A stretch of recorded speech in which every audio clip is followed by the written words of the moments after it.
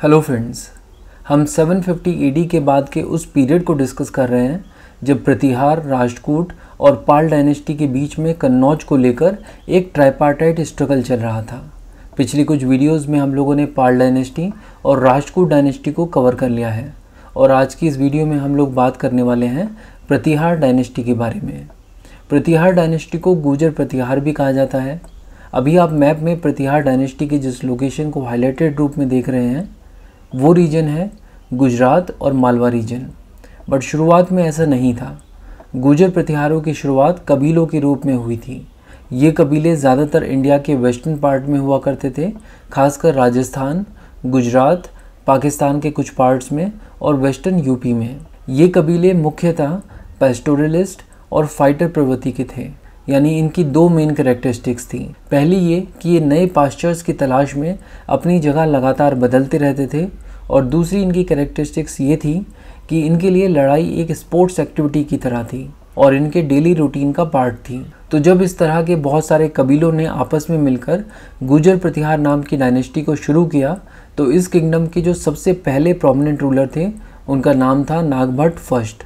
Nagabhata first ने गुर्जर प्रतिहार kingdom की शुरुआत राजस्थान की एक छोटी सी जगह से की थी। इस जगह को गुर्जर देश कहा गया। ये जगह आज की डेट में सदर्न राजस्थान और नॉर्दर्न पार्ट ऑफ गुजरात वाले रीजन में देखी जा सकती है। गुर्जर देश की कैपिटल भीनमल को बनाया गया और नागभट्ट फर्स्ट का रूल 730 AD से लेकर 760 AD तक चला और यही वो समय था जब सिंध, जो कि आज के पाकिस्तान में है, उसे अरब रूलर्स ने इन्वेड कर लिया था। ये इन्वेजन अरब जनरल मोहम्मद बिन कासिम और जुनैद की कमांड में हुआ था। सिंध को इन्वेड करने के बाद अरब रूलर्स की लगातार ये कोशिश थी कि वो अपने टेरिटोरियल एरिया को सिंध के आगे भी एक्सटेंड करें, बट वो अपने टेरिटोरियल एरिया को सिंध के आगे एक्सटेंड नहीं कर पाए क्योंकि गुर्जर प्रतिहार और चालुक्याज उस समय काफ़ी ज़्यादा स्ट्रॉन्ग और पावरफुल थे। सिंध में बैठे अरब रूलर्स को कई बार नागभट्ट फर्स्ट और चालुक्य रूलर्स के हाथों हार का मुंह देखना पड़ा था।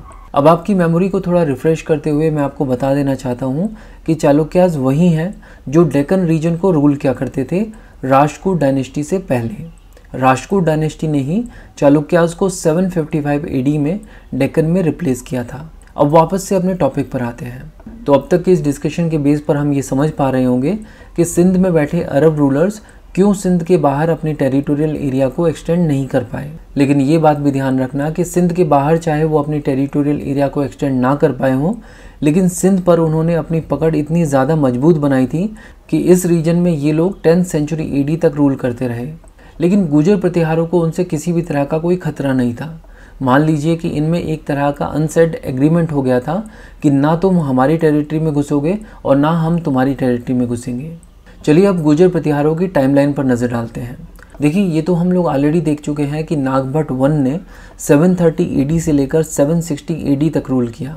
इनके बाद जो नेक्स्ट इंपॉर्टेंट किंग थे वो थे वत्स राजा, जिन्होंने 780 AD से लेकर 800 AD तक रूल किया। इनके बाद आए नागभट्ट 2, जिन्होंने 800 AD से लेकर 833 AD तक रूल किया। इनके बाद जो नेक्स्ट इंपॉर्टेंट रूलर या कहें कि गुर्जर प्रतिहारों के सबसे इम्पॉर्टेंट और पावरफुल रूलर थे वो थे मिहिर भोज, जिन्हें भोज फर्स्ट भी कहा जाता है। इन्होंने 836 AD से लेकर 885 AD तक रूल किया।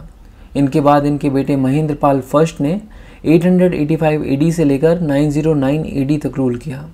बट इनके सभी सक्सेसर्स काफ़ी ज़्यादा वीक थे और ऐसे में गुर्जर प्रतिहार डायनेस्टी 1036 AD में एंड हो गई।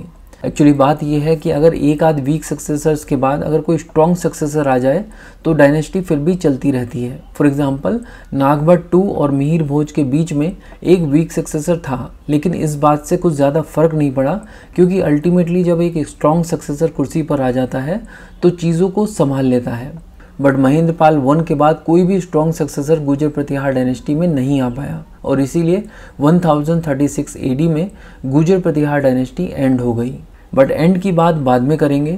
सबसे पहले इन सभी रूलर्स के अचीवमेंट्स डिस्कस कर लेते हैं। शुरुआत करते हैं नागभट्ट 1 से।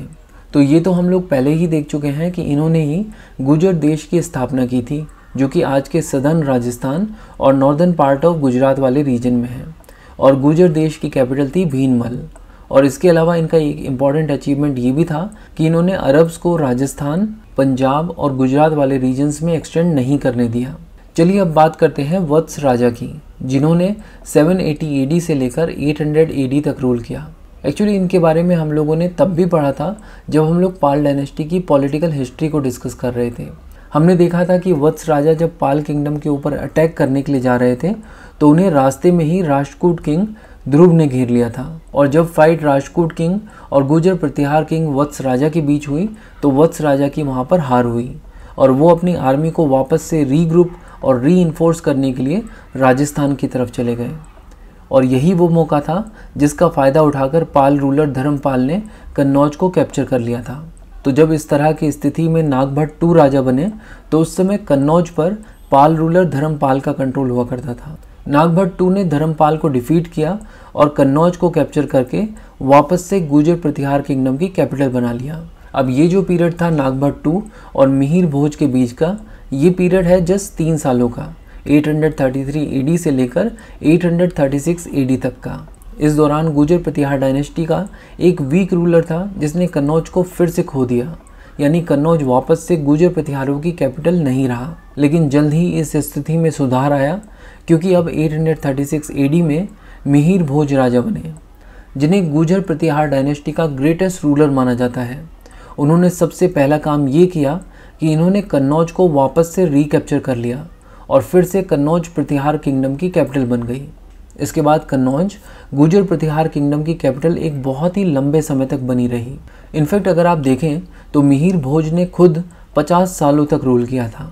इस दौरान तो कन्नौज गुर्जर प्रतिहारों की कैपिटल थी ही, इनके बाद भी काफ़ी समय तक कन्नौज ही गुर्जर प्रतिहारों की कैपिटल रही, क्योंकि इनके बाद जो नेक्स्ट रूलर थे वो भी काफ़ी ज़्यादा पावरफुल थे। बट अभी के लिए हम लोग सिर्फ मिहिर भोज के ऊपर ही फोकस करें तो अच्छा है, क्योंकि इनके काफ़ी सारे अचीवमेंट्स हैं जिनके ऊपर हमें बात करनी है। तो ना सिर्फ इन्होंने कन्नौज को कैप्चर किया बल्कि मालवा को भी कैप्चर किया था। इनके बारे में कुछ इन्फॉर्मेशन हमें इनके द्वारा इशूड कॉइन्स से भी मिलती है। इनके द्वारा इशूड सिल्वर कॉइन्स पर आप वराह की इमेज देख सकते हैं, जिन्हें विष्णु भगवान का अवतार माना जाता है, और इसी सिक्के के दूसरी तरफ आप आदि वराह लिखा हुआ देख सकते हैं। ये माना जाता है कि शायद मिहिर भोज ने ही अपने आप को आदि वराह का टाइटल दिया हुआ था, और अगर ऐसा है तो ये बात साफ हो जाती है कि भोज 1 यानी मिहिर भोज विष्णु भगवान के डिवोटी थे। और मिहिर भोज वैसे तो बहुत पावरफुल रूलर थे, लेकिन बंगाल तक अपनी टेरिटरीज़ को ये भी एक्सटेंड नहीं कर पाए, क्योंकि उस समय बंगाल के रूलर थे पाल रूलर देवपाल, जिन्होंने 810 AD से लेकर 850 AD तक रूल किया।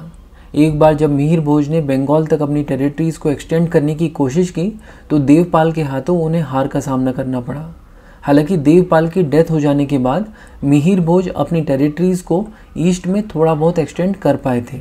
अब ये भी अपने आप में एक बहुत ही अजीब सी बात है कि मिहिर भोज देवपाल से हारे तो सही, लेकिन साथ ही साथ उन्होंने अपने बेटे का नाम भी महेंद्र पाल रख दिया, और ना सिर्फ अपने बेटे के नाम के आगे पाल जोड़ दिया बल्कि उनके जितने भी सक्सेसर्स थे उनका सरनेम ही पाल हो गया।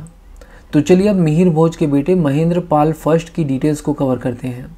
महेंद्र पाल फर्स्ट ने 885 AD से लेकर 909 AD तक रूल किया, और ऑब्वियस सी बात है कि मिहिर पाल ने अपने रूल के दौरान जितनी भी टेरिटरीज ऑक्यूपाई की होगी वो सारी की सारी महेंद्र पाल को ट्रांसफ़र हो गई। अब देखना ये है कि Mahendra Pal first in territories को और ज़्यादा एक्सटेंड कर पाएंगे या फिर एग्जिस्टिंग टेरिटरीज़ भी गंवा देंगे। एक्चुअली महेंद्र पाल एक बहुत ही पावरफुल रूलर थे। उन्होंने राष्ट्रकूटों को डिफीट करके काठियावाड़ रीजन को कैप्चर किया, जो कि आज के गुजरात के सौराष्ट्र पेनिनसुला का पार्ट है। इसके अलावा इन्होंने गुर्जर प्रतिहारों की टेरिटरीज़ को मगध और नॉर्थ बंगाल तक एक्सटेंड किया। इतना ही नहीं, महेंद्र पाल फर्स्ट ने ईस्टर्न पंजाब और अवध को भी कैप्चर कर लिया था। बट ऐसा भी नहीं है कि ये कभी हारे नहीं। इनफैक्ट इनके रूल के दौरान कश्मीर के राजा ने गुर्जर प्रतिहारों के कुछ पंजाब वाली टेरिटरीज़ को एक्वायर कर लिया था, जो कि इनके लिए एक मेजर सेटबैक था। बट महेंद्र पाल फर्स्ट के रूल के दौरान गुर्जर प्रतिहारों का कन्नौज पर स्ट्रॉन्ग होल्ड रहा। कन्नौज अभी भी इनकी कैपिटल बनी रही। बट अपने टेरिटोरियल एक्सपेंशन के अलावा महेंद्र पाल फर्स्ट को अगर किसी और चीज़ के लिए जाना जाता है तो वो है इनके इंस्क्रिप्शंस के लिए। इनकी टेरिटोरियल एरिया में जगह जगह इंस्क्रिप्शंस मिले हैं। हालांकि इन इंस्क्रिप्शंस में क्या लिखा है ये ज़्यादा इम्पॉर्टेंट नहीं है, क्योंकि यहाँ पर यही बातें लिखी हुई हैं कि इन्होंने किसको क्या दान में दिया। महेंद्रपाल फर्स्ट के रूल के दौरान सब कुछ ठीक ही चल रहा था, लेकिन इनका रूल एंड हो जाने के बाद जितने भी इनके सक्सेसर्स थे वो काफ़ी ज़्यादा वीक थे। एक के बाद एक वीक सक्सेसर्स की लाइन लगी हुई थी। राष्ट्रकूटों ने इसका जमकर फ़ायदा उठाया। 915 एडी से लेकर 918 एडी के बीच इन 3 सालों में राष्ट्रकूटों ने कन्नौज पर इतनी ज़्यादा बार अटैक किया कि कन्नौज की हालत ख़राब हो गई। इसके अलावा राष्ट्रकूटों ने गुर्जर प्रतिहारों से गुजरात भी छीन लिया। और आपको पता होना चाहिए कि गुजरात ओवरसीज़ ट्रेड का हब हुआ करता था, जहाँ से नॉर्थ इंडिया के गुड्स वेस्ट एशियन कंट्रीज़ जाया करते थे। तो आप समझ पा रहे होंगे कि गुजरात छिन जाने से गुर्जर प्रतिहारों की इकोनॉमी कितनी बुरी तरह से इफ़ेक्ट हुई होगी। तो कहा जा सकता है कि 915 एडी से लेकर 918 एडी के बीच गुर्जर प्रतिहारों की जो टेरिटरीज़ थी वो काफ़ी ज़्यादा कम हो गई थी। और इसके बाद गुर्जर प्रतिहारों को एक बड़ा झटका तब लगा जब 963 एडी में कृष्णा थर्ड ने नॉर्थ इंडिया को इन्वेड कर लिया और गुर्जर प्रतिहारों को हरा दिया। इससे गुर्जर प्रतिहारों की टेरिटरीज़ को और ज़्यादा नुकसान पहुंचा। और अब तो आप ये मान लीजिए कि गुर्जर प्रतिहार बस अपने आखिरी दिनों का वेट कर रहे थे, और वो घड़ी भी जल्दी ही आ गई। 1036 एडी में गुर्जर प्रतिहार भारत के नक्शे से साफ हो गए। तो ये थी डिटेल्स गुर्जर प्रतिहारों की पॉलिटिकल हिस्ट्री की। इंडिया की हिस्ट्री, इंडियन पॉलिटी और इंडियन इकोनॉमी को डिटेल में कवर करने के लिए बुक्स दावा की प्लेलिस्ट को फॉलो कीजिए। Thank you so much for watching and supporting books दावा।